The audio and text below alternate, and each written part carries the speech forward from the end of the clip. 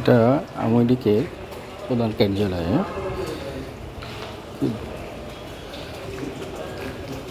কি ভয়ানক এই চিত্র। ছাত্র জনতার আন্দোলনে সব কিছু পুরো ছারখার হয়ে গেছে। হ্যাঁ,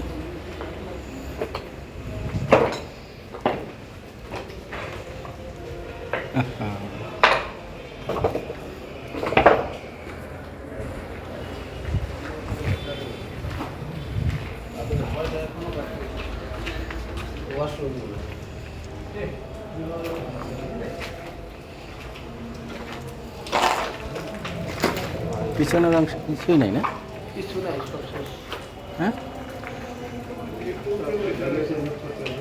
উপরে মনে ঠিক আছে না, না, উপরে কে উপরে ভাঙচুর করছে, ই করছে, সব শেষ। উপরে কে এইরকমই হয়েছে? সব এরকমই, সব শেষ। ওনার কিছু রাখে না। আরে বেশ, আরে বাবা রে। উপরে ওঠা যায় না। আজকে অনেকদিন পরে ছাত্র জনতার যে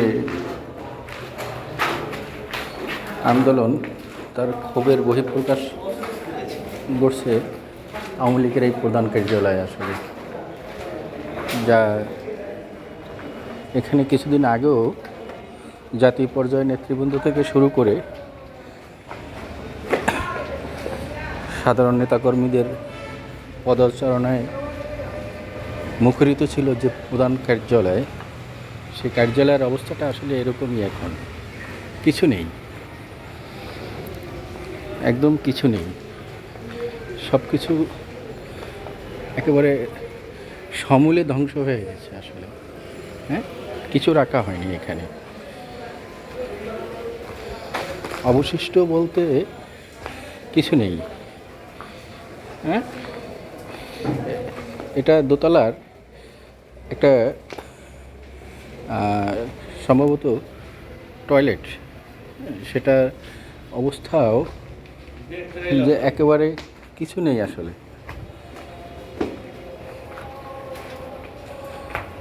আহা, একদম শেষ হয়ে গেল এটা। এখানে এই তো সেদিন আওয়ামী লীগের নামি ধামি যে নেতৃবৃন্দরা ছিল, তারা এখানে সবসময় মিটিং করতেন, নেতাকর্মীদের দিক নির্দেশনা দিতেন। আজকের সেই কার্যালয়ের যে অবস্থা, আসলে খুব ভয়াবহ অবস্থা।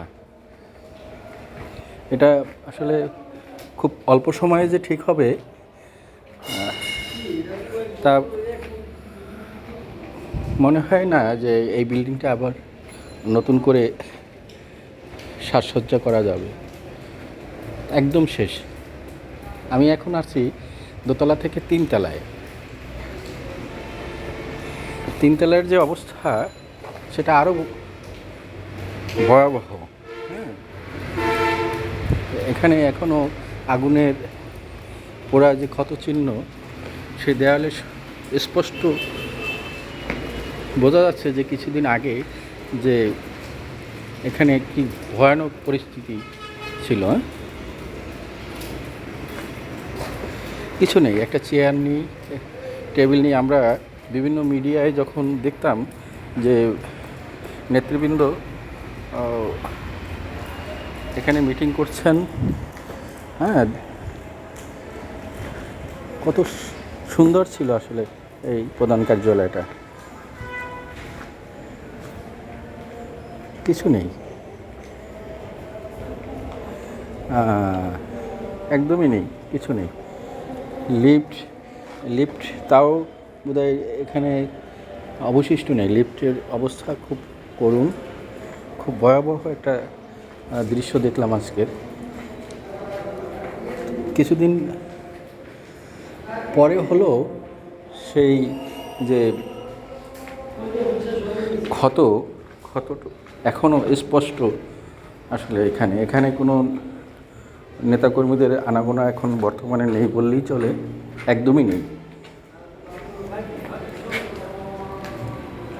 একদমই নেই।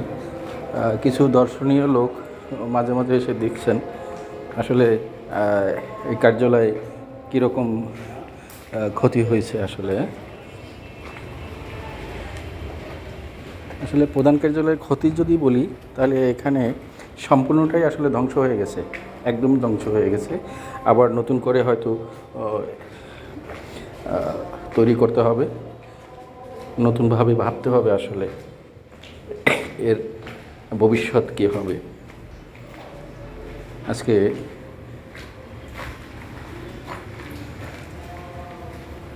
যেখানে সবসময় নেতৃবৃন্দরা বসতেন, নেতাকর্মীদের আনাগোনা ছিল, তারা দিক নির্দেশনা দিতেন। আজকের সেই অফিসের অবস্থাটা নিজ চোখে দেখে একটা কথাই মনে পড়ছে যে ভাগ্য মানুষের কোথায় নিয়ে যায় আসলে। দাম্ভিকতা, অহংকার, এটা যখন আল্লাহর বিচার শুরু হয় তখন আসলে সেটা কঠিনভাবেই আসে, আসলে কিছুই থাকে না। আমরা এটাই স্বীকার করি না, আসলে এটা স্বীকার করতে চাই না।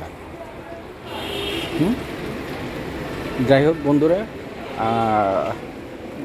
দর্শকবৃন্দ, আপনাদেরকে একটু দেখানোর চেষ্টা করলাম যে এক সপ্তাহ পরেও এর যে ক্ষতচিহ্ন বয়ে বেড়াচ্ছে, এটা কতদিনে এটা আসলে আলোর মুখ দেখবে এটা সন্দেহান। আমি আসলে নিজেও কনফিউজ যে এটা আসলে সত্যি কখনই আলোর মুখ দেখবে কিনা।